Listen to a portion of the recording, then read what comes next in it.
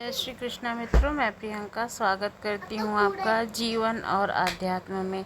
कैसे हैं आप सब मित्रों? आज मैं आप लोगों के लिए एक छोटी सी कहानी लाई हूँ, एक चुप सौ सुख। ये कहानी है सत्संग की। एक जमींदार था, एक उसकी घरवाली थी।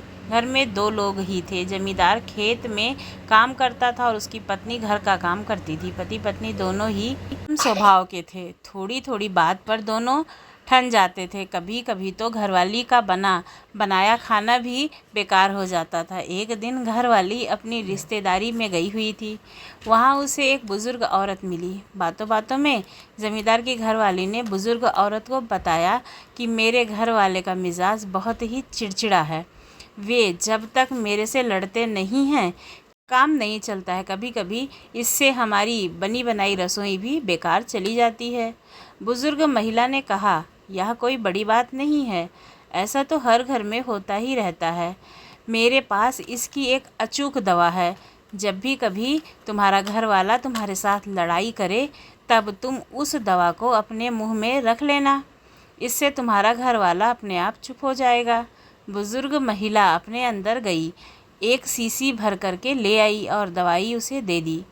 ज़मींदार की घरवाली ने कहा धन्यवाद और वहाँ से चली आई और अपने घर आकर के वो दवाई की परीक्षा करनी शुरू कर दी।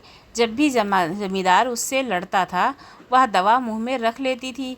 इससे काफ़ी असर दिखाई दिया। ज़मींदार का लड़ना काफ़ी कम हो गया था। यह देख करके वो काफ़ी खुश हुई। वह खुशी खुशी बुज़ुर्ग महिला के पास में गई और कहा कि आपकी जो दवाई है वो कारगर सिद्ध हुई है।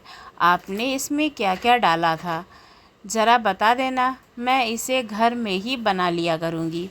बार बार आना जाना मुश्किल हो जाता है। इस पर उस बुज़ुर्ग महिला ने जवाब दिया कि जो शीशी मैंने तुम्हें दी थी उसमें शुद्ध जल के सिवाय कुछ भी नहीं था। तुम्हारी समस्या का हल तो तुम्हारे चुप रहने से ही हुआ है। जब तक दवा यानी पानी को तुम मुंह में भर लेती हो तो तुम बोल नहीं पाती हो और तुम्हारी चुप्पी को देख करके तुम्हारे घर वाले का भी क्रोध जो है वो शांत हो जाता है।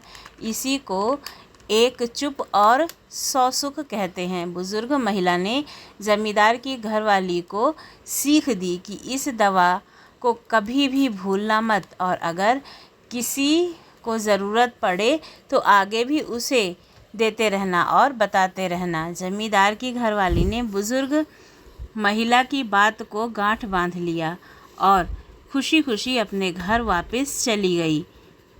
भी बड़ी बड़ी समस्या का हल छोटी सी समझदारी से होता है, इसलिए अपनी छोटी सी समझदारी को बड़ा बनाएं और बड़ी समस्याओं का हल निकालें।